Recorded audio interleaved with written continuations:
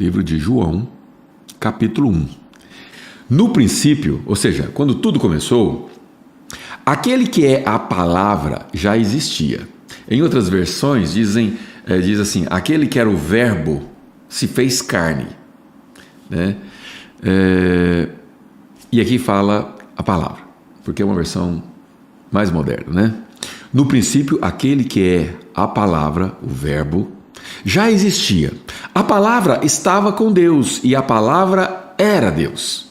Jesus, a explicação da Trindade levaria um pouco mais de tempo, né? Principalmente com a nossa mente limitada, teríamos que argumentar bastante, mas a Trindade são 3 pessoas: o Pai, o Filho e o Espírito Santo. Até aí tudo bem. Então o Filho é Deus, embora seja uma pessoa distinta, mas os 3 são um só. Nossa cabeça, com os nossos parâmetros físicos de 3 dimensões, não consegue entender isso. Um dia isso vai ser visto, não só entendido, mas constatado com os nossos próprios olhos. Mas por enquanto cabe a nós crermos, porque como eu sempre digo, tudo está baseado no alicerce da fé. Se você não crê, nada que a Bíblia vai dizer, nada que está lá, vai fazer muito sentido para você, exceto os princípios. Os princípios bíblicos são fundamentais para pessoas que querem ser bem-sucedidas na vida, nos negócios, na família, em qualquer empreendimento. Os princípios. Agora, entender a profundidade precisa ter uma ação sobrenatural em nós. E essa ação nós só podemos obtê-la através da fé. E vou repetir o 2. Ele existia no princípio com Deus. Por meio dele, Deus criou todas as coisas e sem ele nada foi criado. Aquele que é a palavra possuía a vida e sua vida trouxe luz a todos. E agora nós vamos entrar aonde eu gostaria de transmitir para vocês.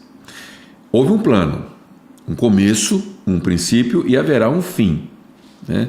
Aqui ele fala sobre terra, não sobre o universo, sobre terra, né? Planeta Terra, humanidade. No princípio, aquele que é a palavra já existia, a palavra estava com Deus e a palavra era Deus.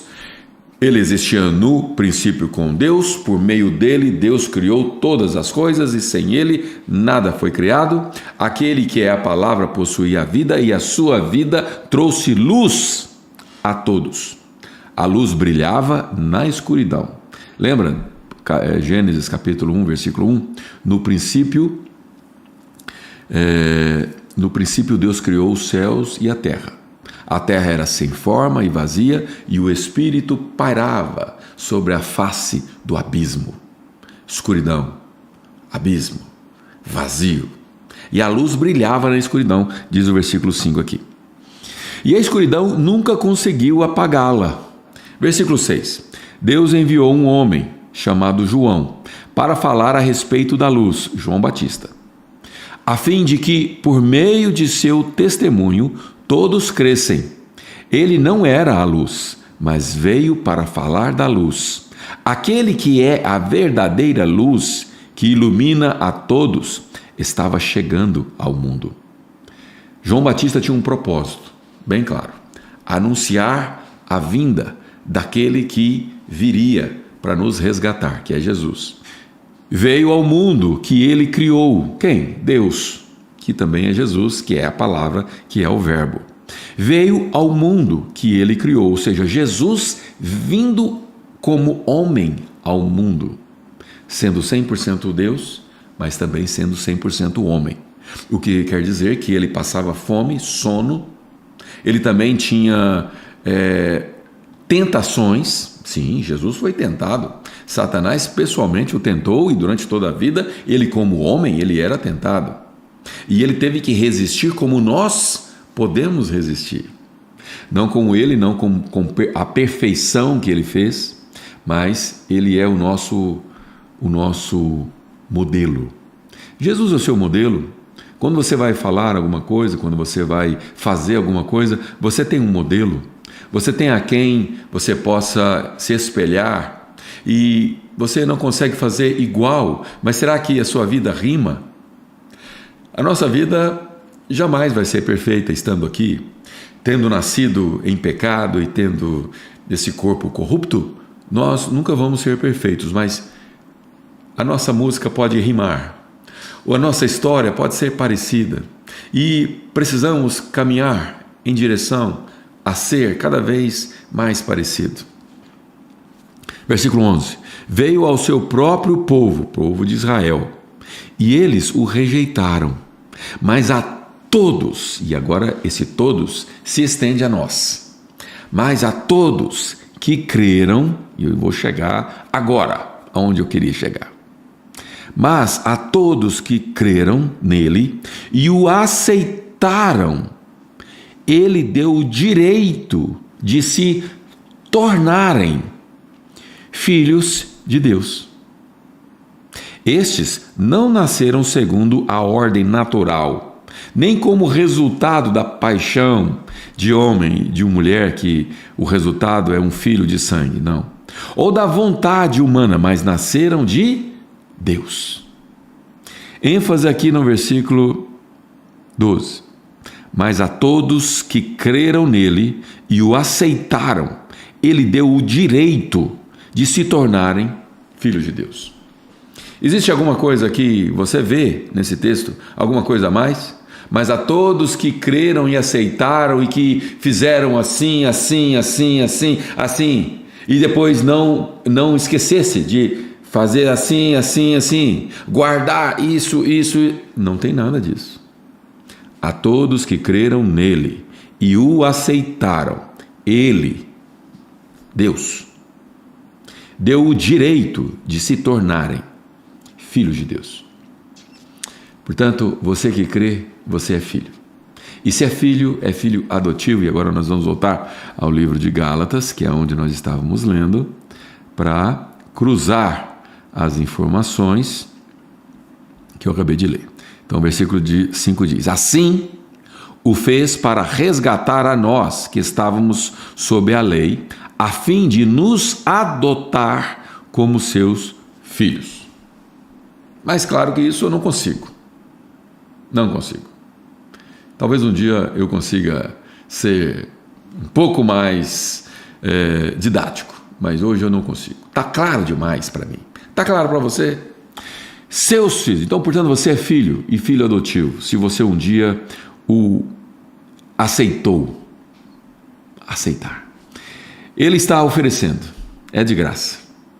Não custou caro, é barato. Custou bem caro. Mas ele está te oferecendo de graça. Você quer? Então, se você quer, aí nesse momento você está aceitando o favor dele para você. E ao aceitar, aí você se faz filho. Simples assim. E por meio dele chamamos.